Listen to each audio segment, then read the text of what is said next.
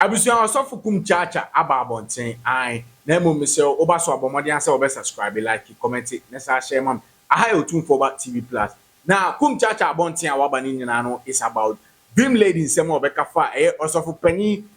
opambo ho prophet to the nation prophet ho no say okobusa Ghana card ensensem ho about Dr. Bahamadu Bawumia ensem obeka say Ghana card no say ono oba power na wadwuma sem ye na wukita Ghana card abetimi da to card ni adade no kum chacha abetu bi dia man dream lady say ensem ono so kan sebi ono so adwan say akraketo achale no ai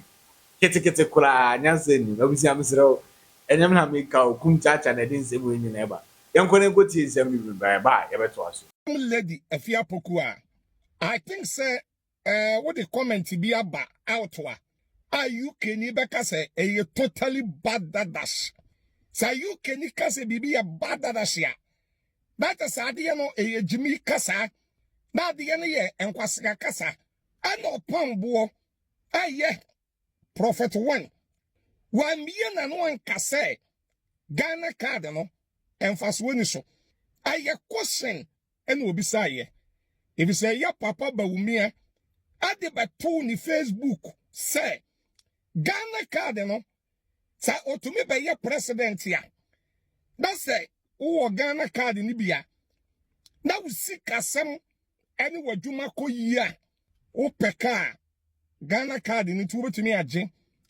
na eja utuyetua nan kakra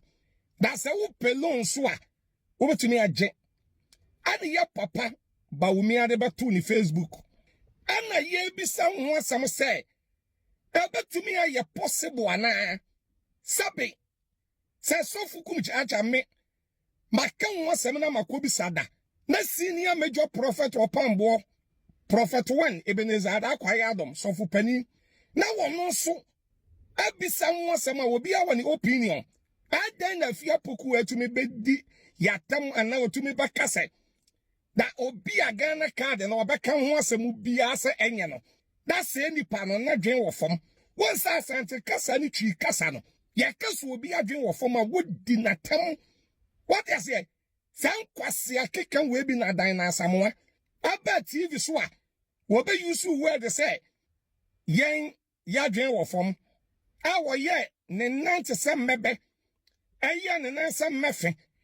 aya ne nanse straw dan na samoa da wono so ba ya wo be didi atam say ya dwen wo fom sa asem we ya bi na vim lady afia poku a so abeka won sa asem ba na asem kasa ya yenyusu nyansa ni nimudiya ne yemfen kasa but afia poku a wo mame kasa mo nchero vim lady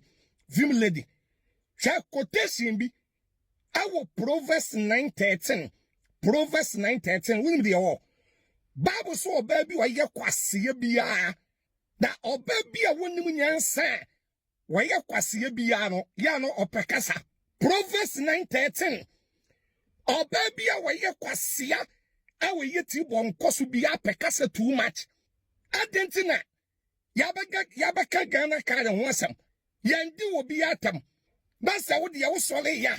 was obi obeka Ghana card ho asem bia na dwen wo fam ana Proverbs 17:28 Bible says some ba na se nyansafo ka ho asem a na se wo ye jimifo kora na ye kwase a na won so wo umu awano a obebu nyansani mini aba wan se kasa bi wona se mo beka na se mo ma ye ho kwan se yenso yenkeka bi nkyerɛ mo sa batoi anyame ya adoma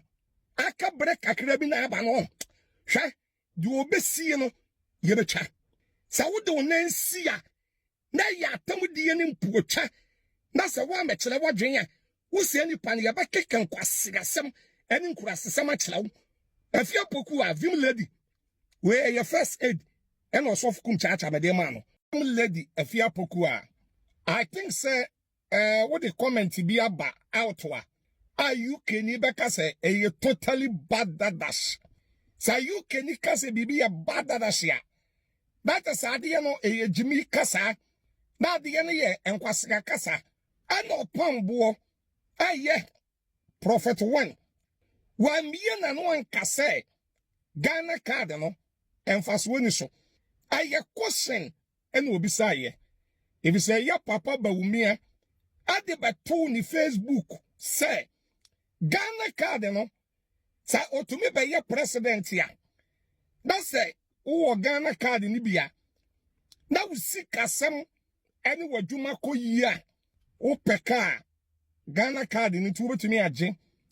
na eja utuyetua nan kakra. That's a pelon so a wobetumi agye. Ane ye papa Bawumia de beto ni Facebook. Ana ye bisa ho asam say ebetumi aye possible ana sabe say sofu kum chacha me maka ho asam na makobi sada na senior major prophet opambo prophet 1 Ebenezer Adakwaya Adom sofu pani na wono so abisa ho asam a obi a woni opinion adan na fia poku atumi bedi yatam ana otumi bakase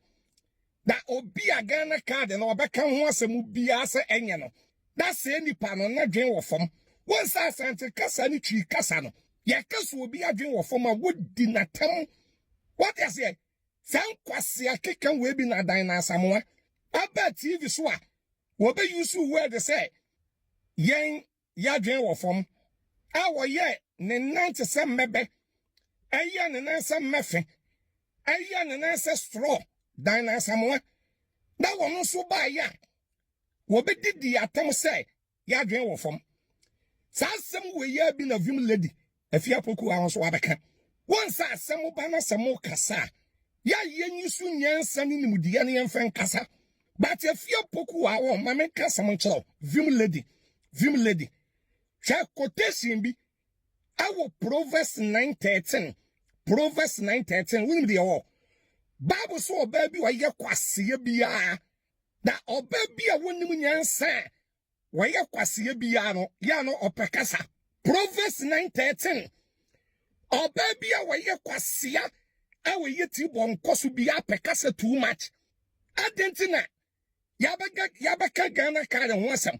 yandi wo bi atam basa wo de wo sole ya was obi obeka Ghana card ho asem bia na dwen wo fam ana Proverbs 17:28 Bible says some ba na se nyansafo ka ho asem a na se wo ye gimifo kora na ye kwase a na won so wo umu awano a obebu nyansani mini aba wan se kasa bi wo na se mo beka na se mo ma ye ho kwan se yenso yenkeka bi nkyerɛ mo sa batoi anyame ya adoma aka bre kakra bi na aba no hwɛ de obesie no ye betwa sa wo de onansi a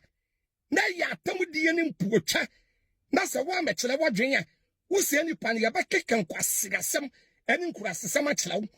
afia poku a vim lady we your first aid